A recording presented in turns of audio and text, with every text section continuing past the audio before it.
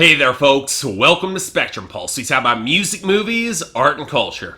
And today we're going to be talking about the newest album from Death Grips called Bottomless. Okay, I can't be the only one who's a little bit surprised that Death Grips is still releasing music at this point, am I? Because, let's be completely honest here, after the whole breakup reunion that played into the whole lead up of their last double album, The Powers That Be, which yes, I covered last year, I got the impression that Death Grips are at the very least stretching the patience of their fan base, or if only able to keep them on board because they were still consistently delivering quality, albeit with records like Government Place that might be a step away from some of their best. Sure, I wasn't wild about the first half of that double album, but Jenny Death did prove to be the explosive, noise rock-inspired climax that could have served as the logical, emotionally satisfying endpoint to their wild saga and thematically working too, and then they kept going. And sure, you could have predicted some of that, bands just don't stop making music, and you could definitely argue that the end of Jenny Death was a rebirth of sorts for Death Grips, a regeneration to new flights of experimentation, but I can't be the only one who feels that the novelty isn't quite there anymore. Noisier production is a lot more common in alternative hip-hop these days than back in 2012. And while MC Ride is still a presence unto himself, the graphic nihilism just doesn't shock me in the same way anymore. And let's get real, you can only really take the arc that Jenny Death took, you can only really do it once. But on the flip side, this also means that with Bottomless Pit, anything could happen. So I jumped into that Bottomless Pit.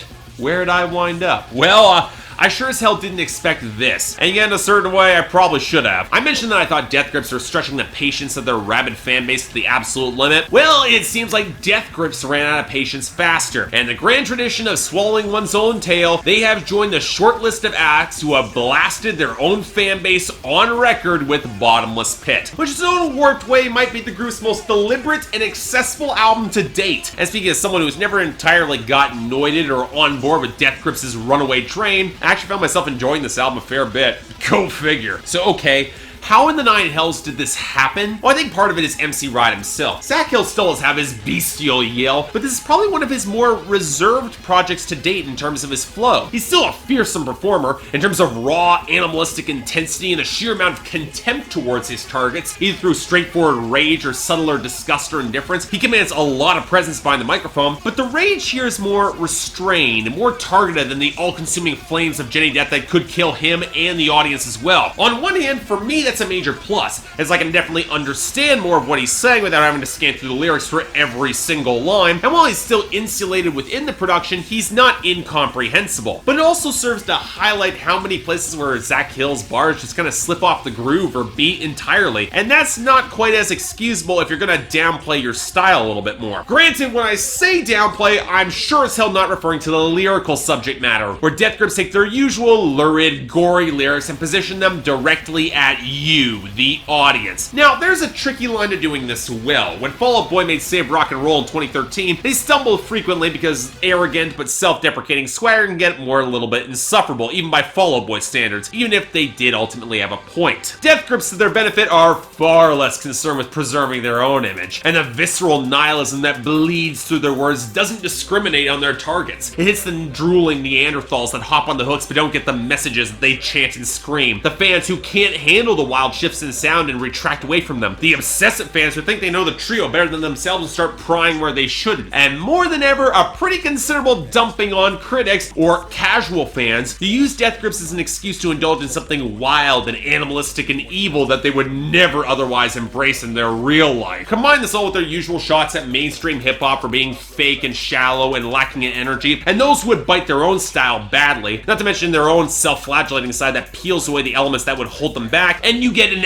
avalanche of bile poured over the impressionistic lyrics that develop more meaning through mood rather than narrative. And yeah, it's misanthropic, it's nihilistic, it's ugly as hell, and probably not the best idea to target the majority of it on your own fan base, but Death Grips understands that the majority of that fan base won't understand or won't even care, which only feeds into the contempt all the stronger, the sort of escalating feedback BDSM relationship that they directly reference on the highly sexualized themes that run through most of the back half of this album. It's a feedback relationship that on some level Death Grips thinks is kind of contemptible, especially when outsiders try to tap into it without any understanding, or hold themselves above all of it, but by the time we get to the title track and past the indifference of or the contempt of trash, or the targeted humiliation of BB Poison, or the filthy sex of 3 bedrooms in a good neighborhood or Ring a Bell, or the mutations of Spkes or Hothead, Death Grips is more of an evil force of nature pulling from ineffable depths than anything else. They're not running out of steam as they pull their inspiration from that bottomless pit. So, okay,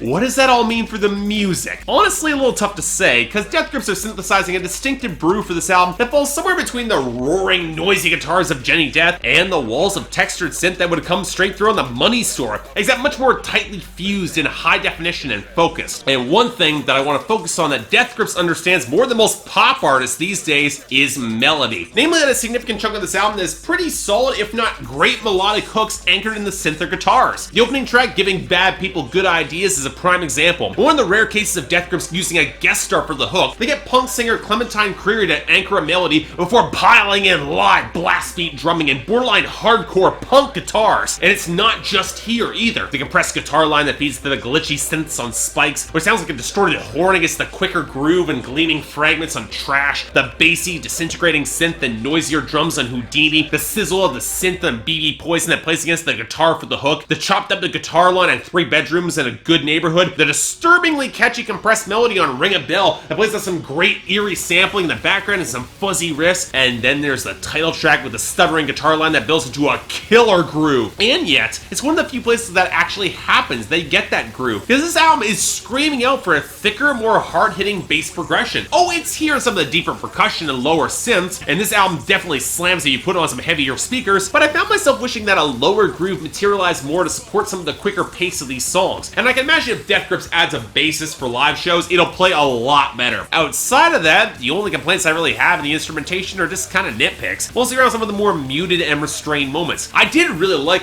with the ragged and blurry synths and the sparse cymbals, but 80808 never really came together for me, and Warping felt a little bit too leaden in its synth line, even yes, it did fit the theme of the song. Then there's Hothead. I mean, I get the choppy, noisy cluster of sounds, but it almost felt like it was playing for meme status in a We Are the Strange mode. It felt a little bit chaotic for its own good. Not really wild about how that track came together. But you know what? At the end of the day, by this point, you're either on board with Death Grips or you're not. And for the most part, I am. I'll definitely say this is more of a catchy, more immediately accessible release than Jenny Death, but I'm not quite sure the climax point at the end of this album hits as hard thematically. I would say this album would go over most of its targets' heads, but at the same time, I think they get it, and they just don't care, preferring to revel in the self-flagellating madness of it all. Fans will love this album, but for me, I'm still thinking a light 8 out of 10 and a strong recommendation regardless. Again, like anytime I've recommended Death Grips, it's a qualified one. If you can tolerate MC Ride, some ugly yet disturbingly catchy production, and some horrifyingly explicit lyrics that go past several lines of good taste and sanity, check this out. Otherwise, well, if you're looking to dive into a bottomless pit, there are definitely worse choices out there. So yeah, check it out. So yeah, thanks a lot for watching. If you'd like to like and subscribe, I'd be more than grateful. Anything else I might be able to do to improve my presentation, or any other albums coming out that you want me to take a look at, I will try to give them a listen. Give me time, my schedule's stacked here. And yes, I got the poll up here, so you guys can tell me what you thought of this album. Did it measure up to your high standards? Did it make you go annoyed, make you go crazy, really suck you into that pit?